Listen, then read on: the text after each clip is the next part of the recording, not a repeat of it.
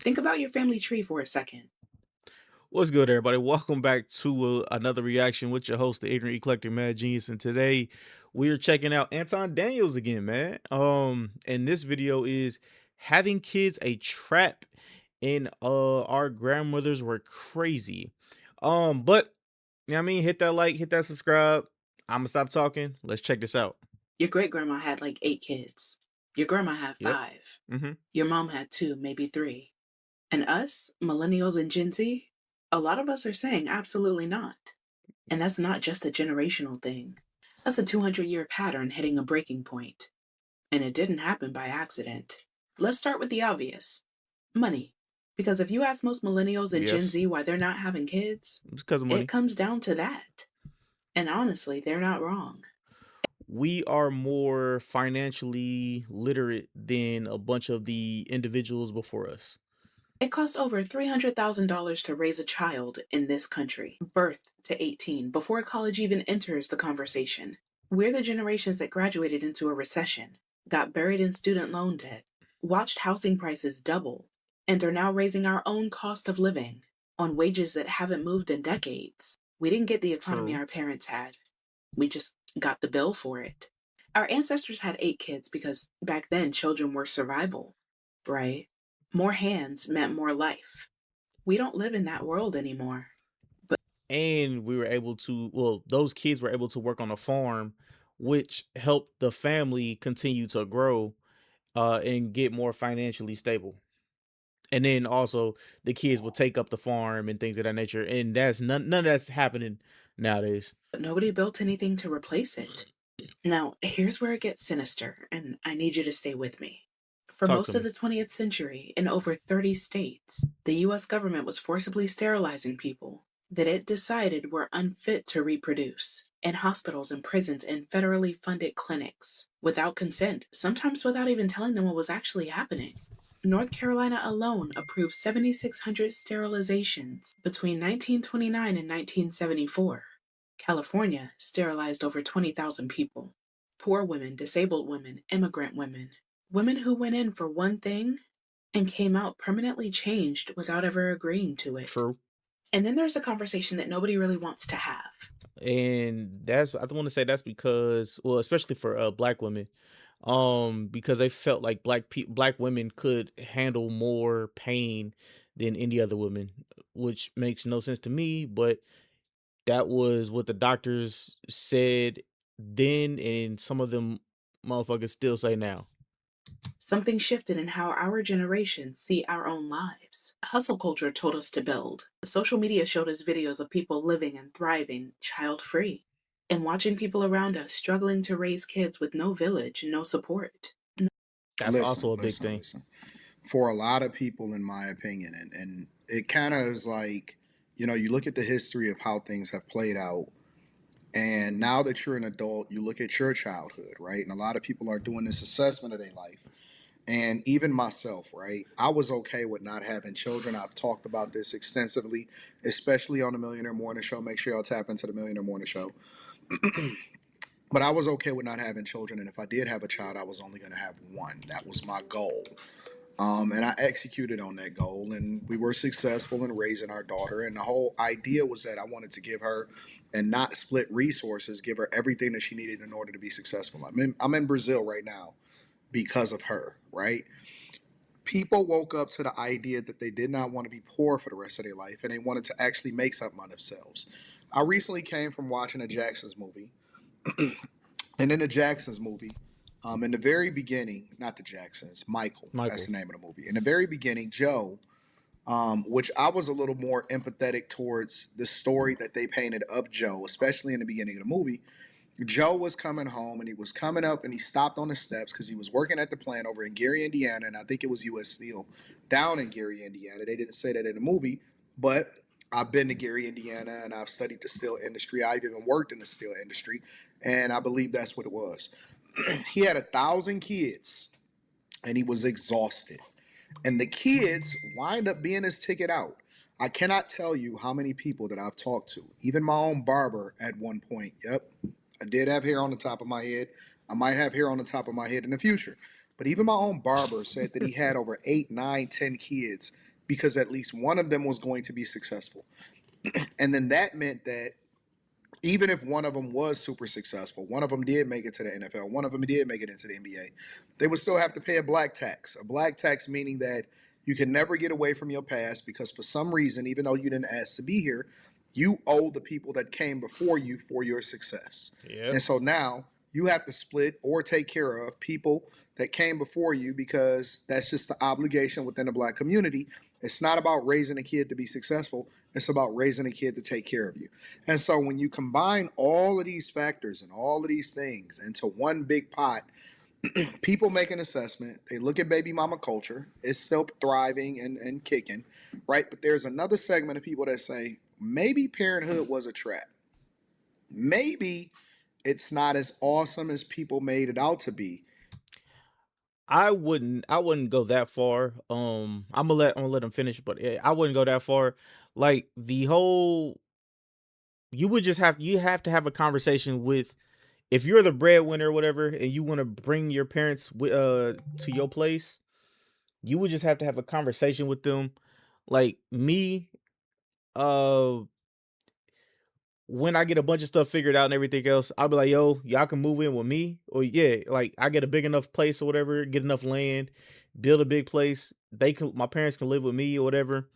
Um, there's strict rules and regulations that will not, I won't take anything.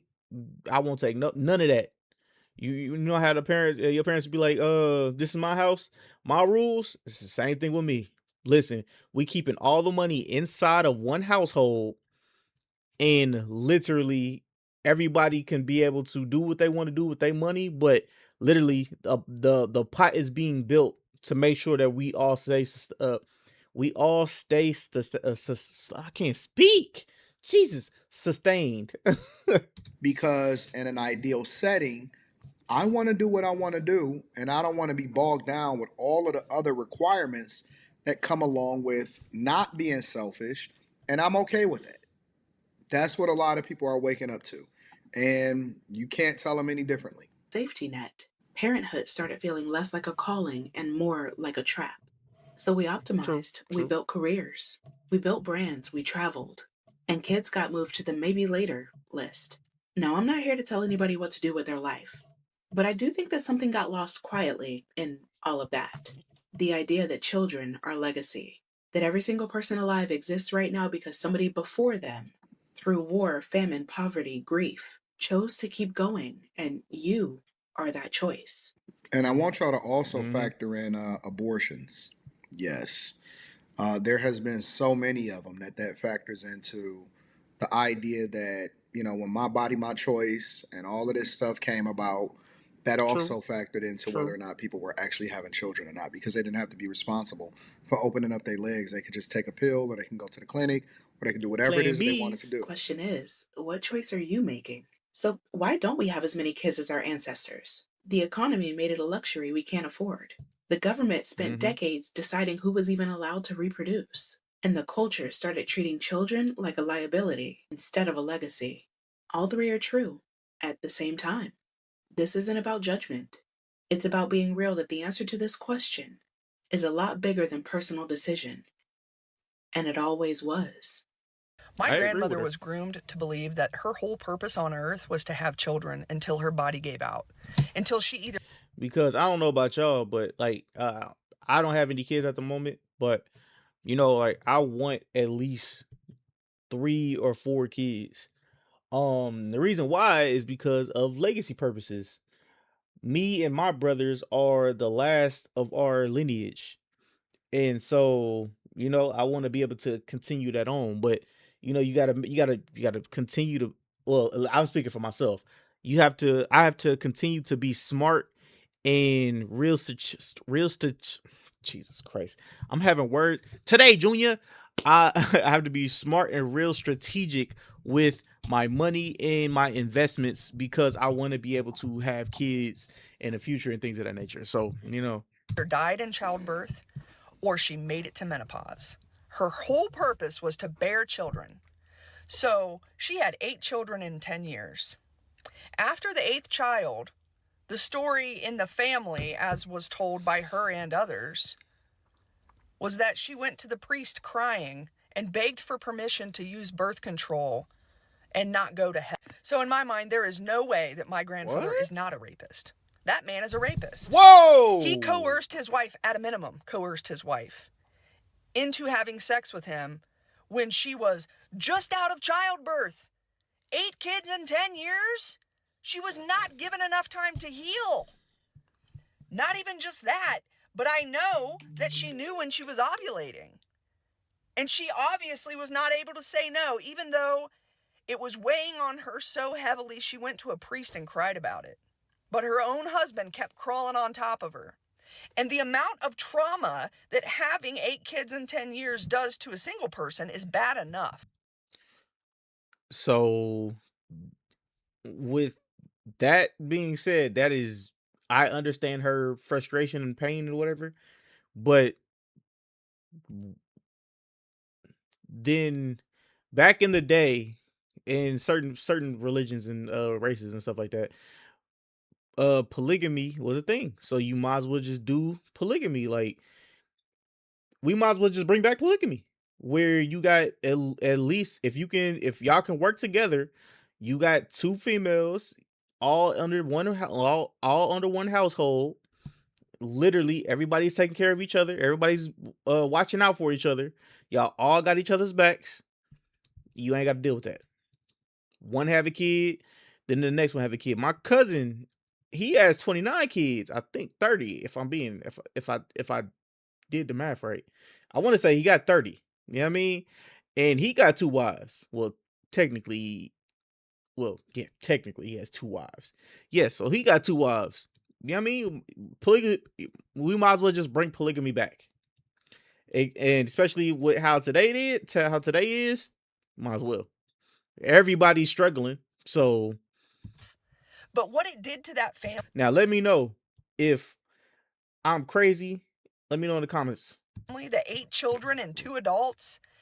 It created so much trauma. Those children did awful things to each other, and the adults never handled it appropriately. What the and fuck? Guess what happened? Those children had children. That's me. And now my generation has had children. And those children have had children. And all of this trauma has been passed down to these little babies because it's never been resolved. It's never even been properly talked about. We don't talk about how our grandmother was ran into the ground by our grandfather in the church. No one talks about it. Now, it's been a few years since I've seen these people because, as I'm sure you can imagine, we do not get along. She seems like she has a lot of hurt. A lot of hurt. I feel bad for this lady. I guess really the point do. of this video, I don't actually know the point of this video. I was driving home from work and I was so mad thinking about this and thinking, because this situation, by the way, is not unique. This has happened to countless women, especially Catholic women. The Catholic women, any Christian-based religion, I won't speak on any be of that. fruitful and multiply. Yeah, that's all on the backs of women. I was thinking about that, and I was thinking about how my godmother is dead because a man murdered her. Will the trauma ever end? Jesus. So wait a minute. You're Whoa. blaming everybody else for the fact that you don't know how to make smart decisions with all of the freedom that you have. Now, I don't know how true this story is that she's talking about, and she's completely taking the scripture out of context when it comes to being fruitful and multiply. So that goes without saying, because this is a reason why I say that Jesus, a lot bro. of people can She was take hurt. a sentence or a scripture or a word and make it out to be whatever it is that they want to make it out to be, and then try to justify, how they're making decisions as a result of it. The point that I'm making is that I think that people are being a lot more careful and intentional Yep. on how they go about looking at what parenthood looks like. And they have more freedom and more responsibility than ever before. But you got to remember that the kids didn't ask to be here. Let me know what y'all think inside of the comments. Make sure y'all tap into the Patreon link.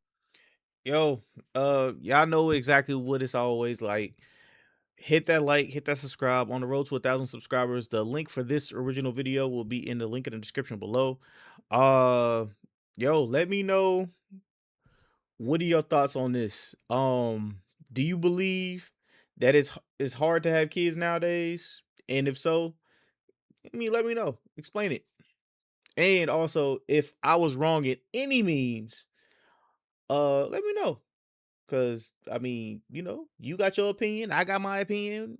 We got opinions. Catch y'all on the next one, man. Love each and every last one of y'all. Peace.